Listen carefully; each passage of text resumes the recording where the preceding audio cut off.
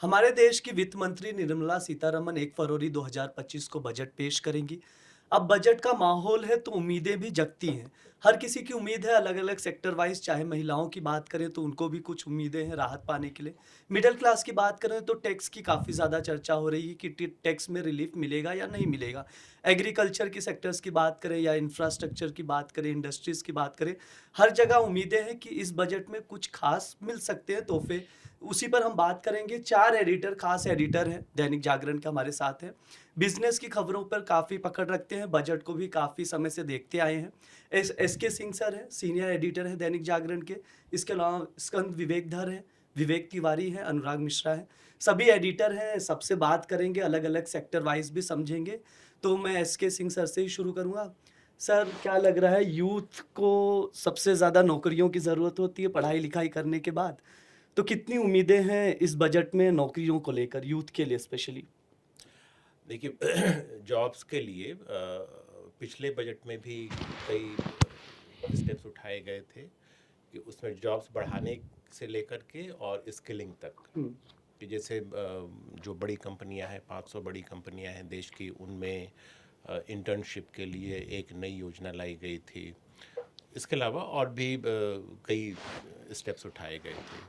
इस बार जो कुछ उम्मीदें हैं और कुछ जो रिकमेंडेशंस इंडस्ट्री की तरफ से या दूसरी संस्थाओं की तरफ से उनको दिए गए हैं सरकार को, उनमें एक मेजर पॉइंट जो है कि अलग से एम्प्लॉयमेंट पॉलिसी लाने की बात कही हुँ, गई है कि अब रोजगार बेरोजगारी की समस्या लंबे समय से है, अपने यहाँ बनी हुई है।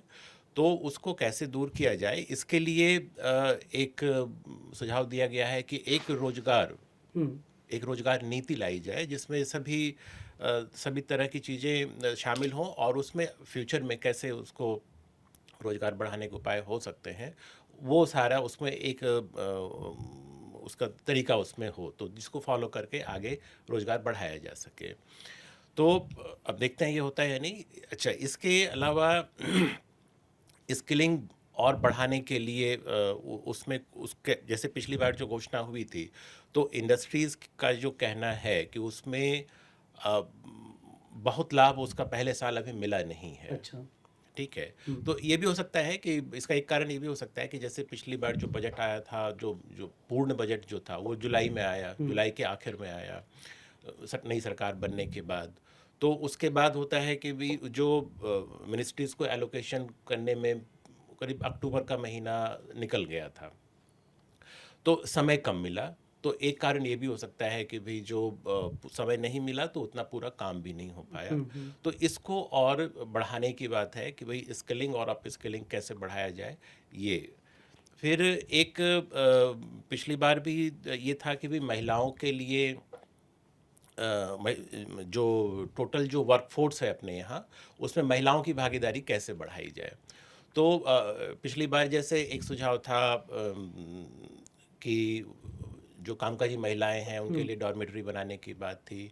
इस बार एक उसको और आगे बढ़ाते हुए एक और सुझाव है कि जो कामकाजी महिलाओं के जिनके छोटे बच्चे हैं, हुँ, तो उनकी देखभाल पर, जो बच्चों की देखभाल पर जो खर्च आता है, उसको उस पर उन महिला के इनकम में टैक्स में कुछ छूट दी जाए। ओके। तो इससे ये एक तरीका हो सकता है उनकी भागीदारी बढ़ाने का। हुँ, फिर एक और सुझाव बहुत इंटरेस्टिंग सा मुझे लगा कि विदेश में रोजगार। अच्छा। तो विदेश में रोजगार का ये है कि कि बहुत से देशों में, डेवलप्ड कंट्रीज़ में, जो औसत उम्र है लोगों की बढ़ रही है। अब कह सकते हैं कि वहाँ की आबादी बूढ़ी हो रही है। तो आप देखें तो वर्ल्ड बैंक या आईएमएफ, इन बहुत से अंतर्राष्ट्रीय संस्थाओं का कहना है कि जो आने वाले समय में भारत पूरी दुनिया को लेबर फोर्स उपलब्ध कराएगा, उसमें एक बड़ा हिस्सा भारत का होगा। तो ये कैसे बढ़ाया जा सकता है इसको, तो उसके लिए सुझाव है कि अ, जहाँ जिस देश हुँ, में युवा जाना चाहता है, तो वहाँ किस तरह की स्किल की ज़रूरत है, उस स्किल की ट्रेनिंग, और उसके साथ वहाँ की भाषा, वहाँ का जो कल्चर है, उन सब की ट्रेनिंग उनको दी जाए ताकि वो आसानी से वहाँ जा कर के खप सकें, वहाँ हुँ, काम कर सकें। और रोजगार की बात है तो एक पॉइंट इसमें और मैं जोड़ना चाहूँगा कि एमएसएमई को ओके। लेकर के, क्योंकि एमएसएमई एक बड़ा रोजगार देने वाला सेक्टर है। तो एमएसएमई को अभी कल ही एमएसएमई के लिए क्रेडिट को लेकर के सरकार का एक महत्वपूर्ण फैसला हुआ है।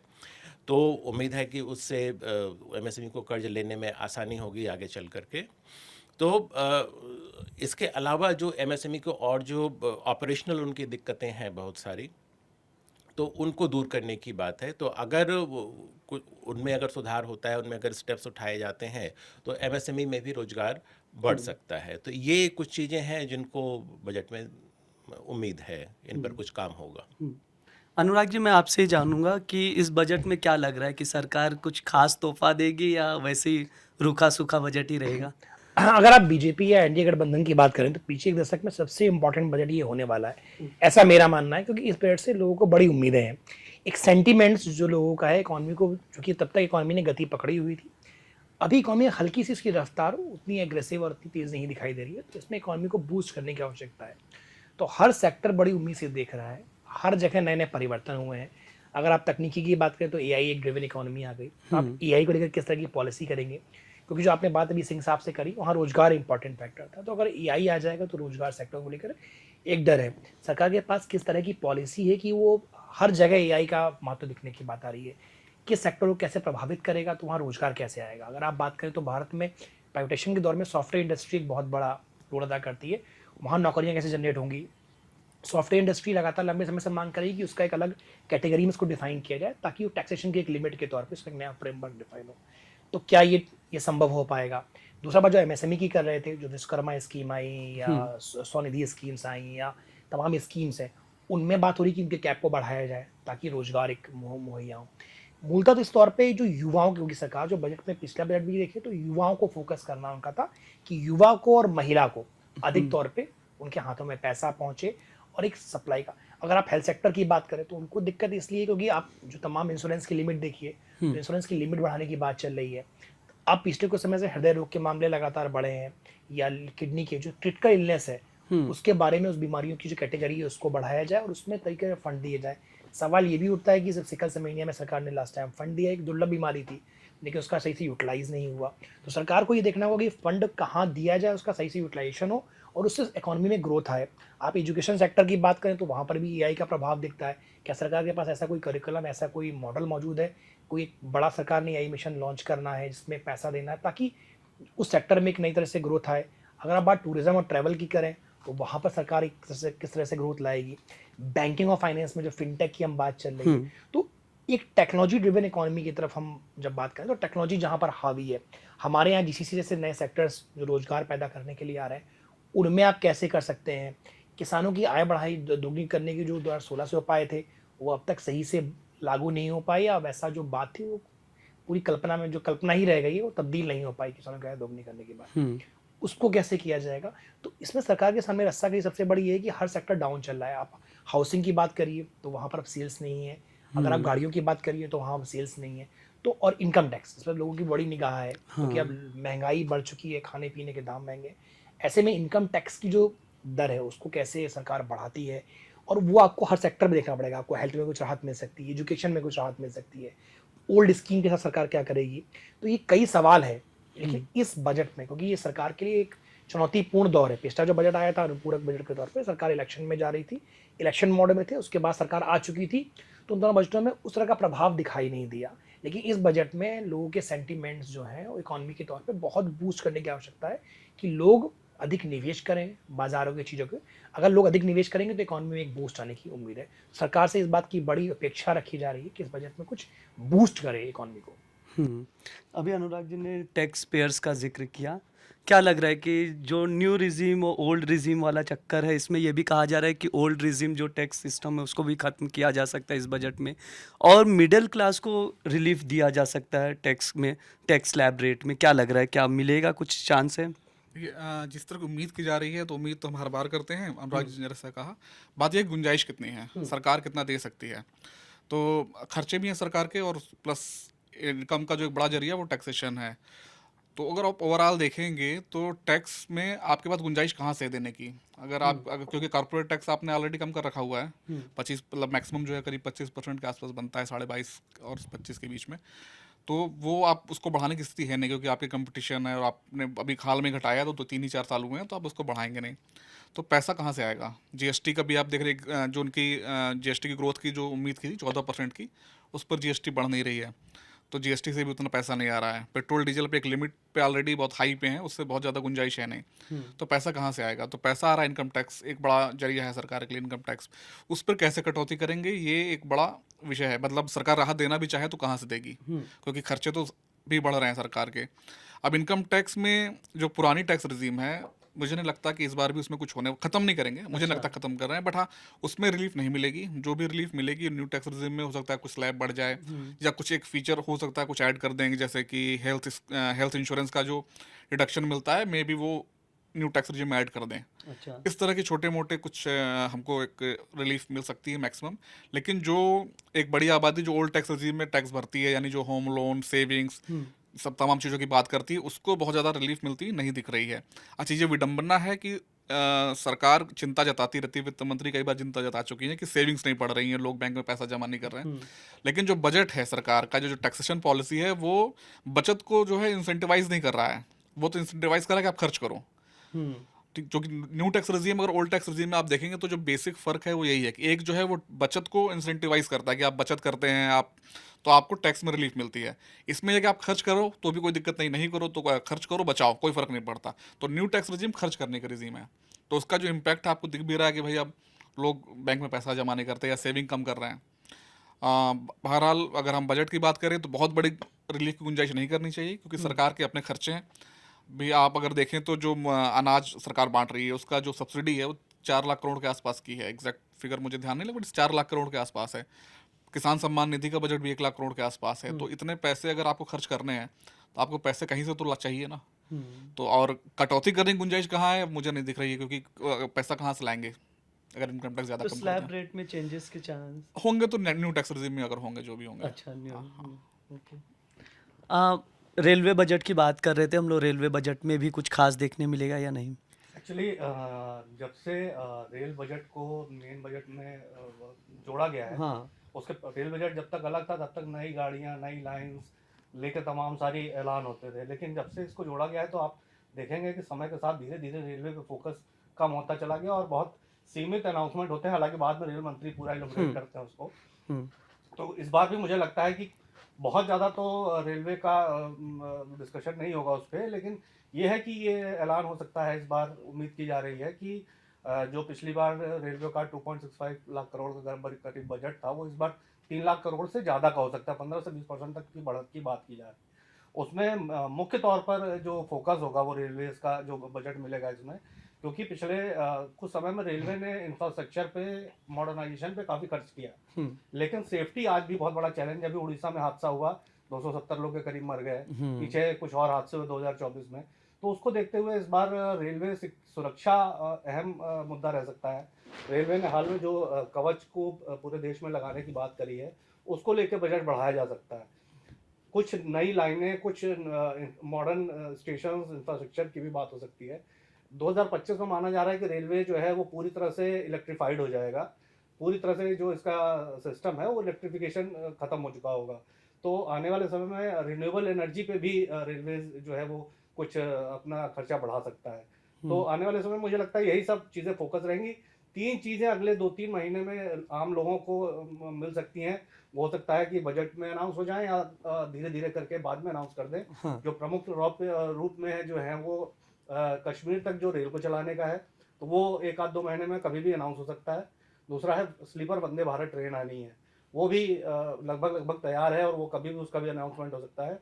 तीसरा जो है रामेश्वरम में जो इन्होंने कॉमन ब्रिज बनाया है नया वाला, उसको भी आम जनता के लिए खोल सकते हैं, वो उसका भी ऐलान कभी भी हो सकता है। तो मतलब ये चीज़ें तैयार हैं। वही रेलवे की स्पीड को बढ़ाने की बात जहाँ तक है, उसको लेकर मुझे लगता है कि आने वाले बजट्स में, इस बजट में और आगे भी हो सकता है कि जो हमारे मेन रूट्स हैं, दिल्ली मुंबई, दिल्ली कलकत्ता, इन रूट्स पे कैपेसिटी बढ़ाने के लिए नई लाइनें बिछाने का भी काम हो सकता है। तो इसको लेके हो सकता है कुछ रूपरेखा दिखाई दे इस बजट में।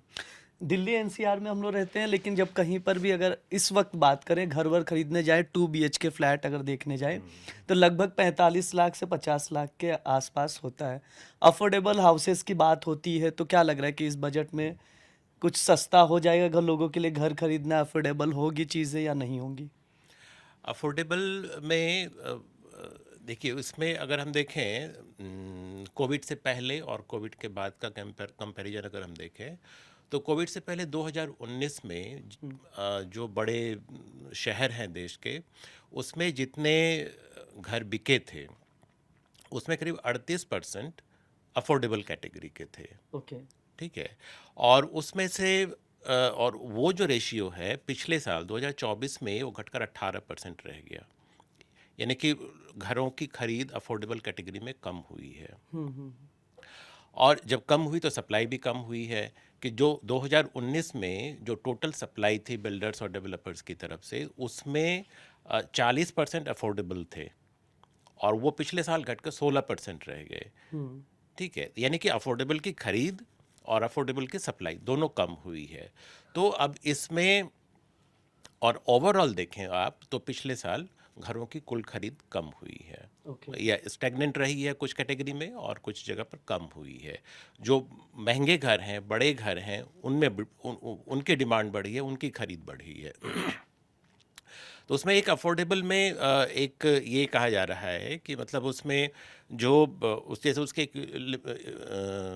जो कारपेट एरिया की जो लिमिट है 60 स्क्वायर मीटर की, तो ये है कि भाई 60 स्क्वायर मीटर एरिया तो ठीक है, छोटा घर है, ठीक है, लेकिन जो प्राइस की लिमिट जो लगाई गई थी कई साल पहले 45 लाख रुपए की, तो 45 लाख रुपए में आप किसी भी बड़े शहर में जाइए तो 60 स्क्वायर मीटर का घर मिलना बहुत मुश्किल होता है।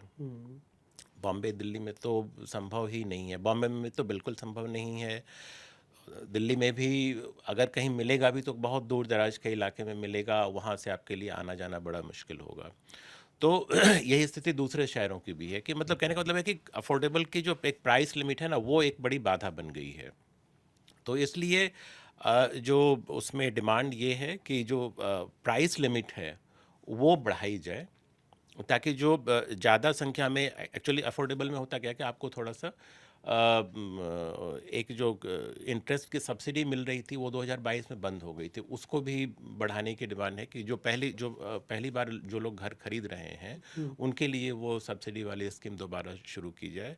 तो एक तो प्राइस लिमिट बढ़ाना और दूसरा ये सब इंटरेस्ट पर जो सब्सिडी, तो ये अगर कुछ अगर बढ़ता है तो फिर हाउसिंग की डिमांड भी बढ़ सकती है, क्योंकि हाउसिंग की डिमांड बढ़ेगी तो उसके साथ जो रिलेटेड दूसरे सेक्टर्स हैं, सीमेंट हो गया, स्टील हो गया, फिर इलेक्ट्रिकल गुड्स के हो गए, इलेक्ट्रॉनिक्स के सामान हो गए जो हम लोग घर में इस्तेमाल करते हैं, तो उन सब चीज़ों की भी डिमांड बढ़ेगी। विवेक जी, मैं वापस आपके पास ही चलूँगा। एग्रीकल्चर की बात होती, इतने किसान सुसाइड कर लेते रहते हैं, लगातार नया नया डेटा आता रहता है, उसमें भी वृद्धि हो रही लगातार। लग रहा है इस बजट में कुछ एग्रीकल्चर को लेके कुछ खास हो सकता है? चलिए, जैसा कि अनुराग जी ने कहा था कि अभी मतलब पिछले कुछ समय में देखा जा रहा है कि इकोनॉमी में एक हल्का स्लो डाउन सा है, चीज़ें उतनी तेज़ मूव नहीं कर रही हैं, तो वही हाल ग्रामीण क्षेत्रों में भी है। ग्रामीण अर्थव्यवस्था को गति देने के लिए हो सकता है कि गवर्नमेंट इस बार जो है ग्रामीण क्षेत्रों के लिए कुछ अलग से कुछ फोकस्ड चीज़ें अनाउंस करे, जिसमें अभी हाल ही में एक कमेटी ने रिकमेंड भी किया है जो किसान सम्मान निधि जो 6,000 है इसको बढ़ा के 12,000 किया जाए, लेकिन वो 12,000 ना करके हो सकता है बीच का कोई 8,000 या 7,000 या इस तरह के आसपास कुछ गवर्नमेंट अनाउंस करे। दूसरा, जलवायु परिवर्तन के चलते काफ़ी एक्सट्रीम वेदर की वजह से किसानों को काफ़ी नुकसान हो रहा है, तो उसको देखते हुए हो सकता है कि गवर्नमेंट किसान वो फसल बीमा योजना जो है किसानों के लिए उसको लेके कुछ अनाउंसमेंट कर सकती है, कुछ उसका दायरा बढ़ा सकती है, कुछ उसमें रियायतें दे सकती है। तो इस तरह की चीज़ें हैं। बाकी किसानों की आय बढ़ाने को लेकर किसान भी लंबे समय से संघर्ष कर रहे हैं मिनिमम एमएसपी को लेके। हो सकता है उसको लेके गवर्नमेंट कुछ आसान क्रेडिट देने का या एफपीओ के जरिए कुछ आसान कर्ज किसानों को देने के लिए कुछ इस तरह के अनाउंसमेंट्स कर सकती है। गवर्नमेंट लखपति दीदी स्कीम जो चला रही है उसमें कुछ उसके बजट को बढ़ा सकती है, उसका दायरा बढ़ा सकती है। तो इस तरह की कुछ चीज़ें जो है गवर्नमेंट जो है वो ग्रामीण अर्थव्यवस्था को मजबूती देने के लिए कर सकती है। अनुराग जी, मैं आपसे ही जानूंगा अभी, बाकी सब सेक्टर्स पे ऑलमोस्ट हमने बात ही कर लिया। इंफ्रास्ट्रक्चर, हेल्थ पे थोड़ी सी चीज़ें कि क्या लग रहा है कि इस बजट में कुछ अलग देखने मिलेगा, या इसके अलावा कोई सेक्टर छूट गया हो जिस पे हमने बात ना की हो? मुझे लगता है कि सरकार से कई उम्मीदें हमको जैसे इन्फ्लेशन के दौर पे सबसे अधिक होगी कि महंगाई को आरबीआई की जो तमाम कवायद हैं महंगाई कंट्रोल अभी उस तरह से नहीं कर पा रहे। सरकार ने जब खाद्य कीमतों की बात करी तो उसमें ये हुआ कि खाद्य कीमतों को जो लास्ट इकोनॉमिक सर्वे 2024 का आया उसमें कहा गया कि हम जो खाद्य कीमतें हैं उसको मुद्रास्फीति के जो ढांचा बना है जो उसका फ्रेमवर्क है उसमें शामिल ना किया जाए क्योंकि उसका संबंध मांग और आपूर्ति का जो सिस्टम डिफरेंट है।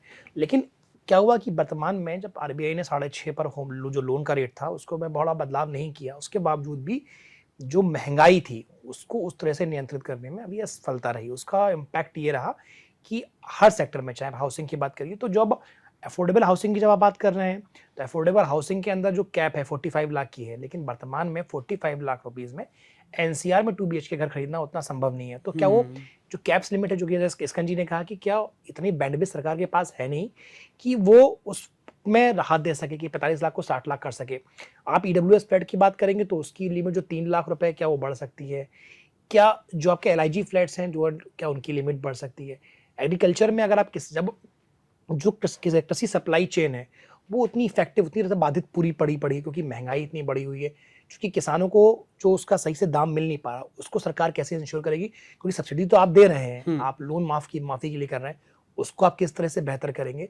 तो इस सिस्टम में सबसे बड़ा मौका ये होगा कि आप लोगों की जो मांग है, लोग कैसे पैसा डालें बाजार के अंदर, वो एक बड़ा इंपॉर्टेंट फैक्टर होगा। उसकी रोजगार जो सृजन है वो सबसे बड़ा इंपॉर्टेंट फैक्टर होगा। और आप रोजगार क्रिएट नहीं कर पाएंगे, एक ऐसी इकोनॉमी नहीं होगी, क्योंकि जो एम्प्लॉयमेंट की दर है, एम्प्लॉयमेंट में कितना पैसा हमको मिल रहा है, सबसे इंपॉर्टेंट फैक्टर आपका ये होगा।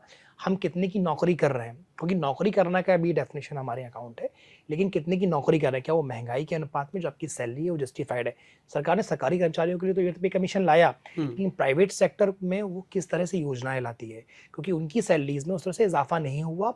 नौकरियों का जो सृजन है, कई सेक्टर्स बिल्कुल ब्लैंक से हो जा रहे हैं, उसके अनुपात में हर सेक्टर में छात्रों की संख्या अधिक आ रही है। आप कई इसी का प्रतिफल है कि IITs ने पिछले कुछ सालों में कई ऐसे कोर्सेज जो परंपरागत जैसे पल्प इंजीनियरिंग का कोर्सेज है, कोल इंजीनियरिंग के कोर्सेज, जिनमें छात्रों की संख्या को कम किया एजुकेशन सेक्टर के अंदर। आप देखिए, और हमारे यहाँ अगर जो सिंह साहब अभी कुछ देर पहले बता रहे थे कि उन्होंने कहा कि सिर्फ फोन के में ही हमारा सेक्टर, स्मार्टफोन में ही हमारे पास बढ़ोतरी इंडस्ट्री में हुई है, तो हमको पूरे इंडस्ट्री में एक बूस्ट की आवश्यकता दिख रही है, चाहे कोई भी इंडस्ट्री क्यों ना हो उस इंडस्ट्री में अभी। लेकिन जो वाइस जी का कहना है कि क्या बैंडविड्थ कितनी है, हम बैंडविड्थ कहाँ से ले पाएंगे? तो ऐसे में बड़ा चुनौतीपूर्ण बैठ होगा, सरकार किस सेक्टर को प्रोत्साहित करना चाहती है। अमूमन भारतीय अर्थव्यवस्था की जो 2 चीज इंपॉर्टेंट मानी जा रही थी, कृषि या MSME, लेकिन क्या MSME उतना रोजगार दे पाएगी और उस तरह के रोजगार के लिए क्या लोग तैयार हैं? क्योंकि फैक्ट्रीज में क्या उस तरह से लेबर वर्क जो की आवश्यकता अधिक मानी जा रही है। अभी कुछ देर पहले लेबर की रिपोर्ट आई तो ये हो रहा है कि हमारे पास संगठन क्षेत्रों में लेबर की कमी है, जो लोग काम करना नहीं चाहते उस तरह का। तो हमको किस तरह के रोजगार के सृजन करने की आवश्यकता है, हमको इंडस्ट्री को ये कॉन्फिडेंस देने की कितनी आवश्यकता होगी बजट से कि हम, सरकार आपके साथ खड़ी है, आप किन सेक्टर को प्रोत्साहित कर रहे हैं। तो वो डाटा सहित सरकार को सही से देखना होगा। सरकार के पास हालांकि डाटा हम लोगों से लाख गुना बेहतर है, उनके पास स्थितियां समझने की ताकत है, लेकिन सरकार की प्राथमिकताएं क्या होंगी ये देखना बड़ा आवश्यक है। मैं मानता हूं अभी भी एम्प्लॉयमेंट जो है वो सृजन करना आवश्यक होगा। आपको हेल्थ सेक्टर में क्योंकि बड़ी राहत देने की आवश्यकता है, क्योंकि पिछले कुछ समय में आप अभी GVS का मामला देखिए, हार्ट के मामले देखिए, एलिमेंट्स बहुत बड़े हैं। सरकार अगर स्वास्थ्य के क्षेत्र पर और शिक्षा के क्षेत्र पर, क्योंकि शिक्षा के क्षेत्र पर सरकारी कई योजनाएं हैं, लेकिन वो योजनाओं का जो फायदा है वो मिडिल क्लास को नहीं मिल पा रहा, जो मेन टैक्स पेयर्स है उसको फायदा नहीं मिल पा रहा है। सरकार की योजनाएं रूरल पे चली ज्यादा फोकस हो जा रही हैं, अब अर्बन सिटीज पर।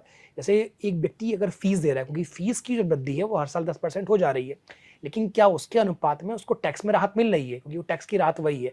मकान की जो लागत है, जो पहले मकान खरीदा जा रहा था वो 1.5 लाख रुपए, आप 2 लाख राहत दे रहे थे, लेकिन मकान की अब लागतें बढ़ गई, मकान के पर ब्याज अधिक चाह रहा है, तो क्या उस पर सरकार राहत दे पाएगी? तो आम आदमी अगर अपने आप को महसूस करेगा कि वो कंफर्टेबल कंडीशन में है, तो इकोनॉमी के लिए वो बेहतर होगा। हाँ जी। एक अनुराग जी की इसमें ऐड कर रहा हूँ कि जैसे मिडिल क्लास की इन्होंने बात की, मिडिल क्लास टैक्स पेयर तो है ही, लेकिन जो सबसे ज़्यादा स्पेंड आता है ना मार्केट में, जो पैसे आते हैं, जो डिमांड क्रिएट करता है, वो मिडिल क्लास है। क्योंकि जो अब अल्ट्रा रिच हैं वो पैसा बहुत है उनके पास, लेकिन हर आदमी की खर्च करने की क्षमता होती है, ठीक है। लेकिन और जो निचला तबका है उसके पास वो अपना ज़्यादातर जो उसकी जो कमाई है वो ज़्यादातर अपने खाने पीने और उसमें ही ख़त्म हो जाती है। तो जो मेन जो डिमांड क्रिएट होती है वो मिडिल क्लास से क्रिएट होती है, और अगर सरकार के पास बैंडविड्थ नहीं है तो उससे कम बैंडविड्थ मिडिल क्लास के पास है आज के डेट में। कि अगर आज से 10 साल पहले जिसकी 1 लाख की आमदनी थी और आज अगर 1 लाख की आमदनी है, तो अगर उसको कंपेयर करेंगे तो वो बहुत ज़्यादा खर्च करने की स्थिति है नहीं।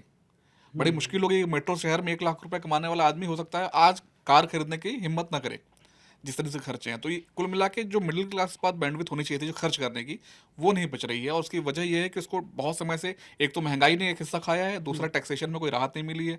इन दोनों चीज़ों की वजह से जो बड़ी इनकम है वो हिस्सा उसके खर्च में चले जा रहे हैं। मतलब आप देखिए 10 सालों की बात करें, अगर हम टैक्स में राहत ना मिले, और स्कूल की फीस कितनी बड़ी होगी 10 सालों में, या मकान का किराया कितना बढ़ गया, मकान की कीमतें कितनी बढ़ गई, खाना पीना। तो महंगाई अगर हम 6% का एवरेज इंडिया में माने, तो आज की डेट में जो ज़्यादातर इनकम है उसकी तो खर्च में चली जा रही है। तो सेविंग पे भी असर आ रहा है, साथ में जो अर्थव्यवस्था में जो डिमांड नहीं आ रही है उसकी एक बड़ी वजह यही है। महंगाई की बात करते हैं, सब लोग महंगाई पे ही बहुत बात की है।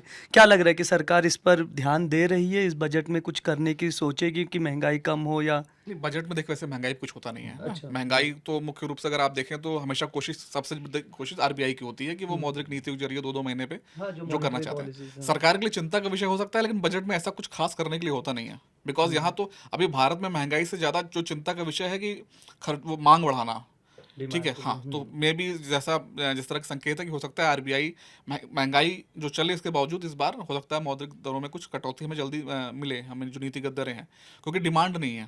तो सरकार चाह रही, लोग अभी खर्चा डिमांड बढ़ाना करें जरूरी है। ना। अगर इस समय महंगाई थोड़ी बहुत बर्दाश्त भी कर सकती है, क्योंकि अभी डिमांड उस क्राइसिस के लेवल पर लगभग हम आ चुके हैं जहाँ मार्केट में डिमांड खत्म हो रही है। जैसा कि हमने बात किया, चारों जन से समझा, सबने अलग अलग सेक्टर वाइज समझाया आप लोगों को। एग्रीकल्चर पर बात किया, हेल्थ सेक्टर पर बात किया, महिलाओं की बात की, मिडिल क्लास की सबसे ज़्यादा चर्चा है क्योंकि टैक्स में रिलीफ मिलेगा या नहीं उसकी बात हो रही है। 1 फरवरी को बजट आ जाएगा, तब पता भी चल जाएगा। आप लोगों तक भी हम लोग अपडेट लगातार लेकर आएंगे। आप लोगों का भी बहुत बहुत धन्यवाद हमारे दर्शकों को समझाने के लिए, और बाकी आप लोग जुड़े रहिए दैनिक जागरण के साथ। शुक्रिया।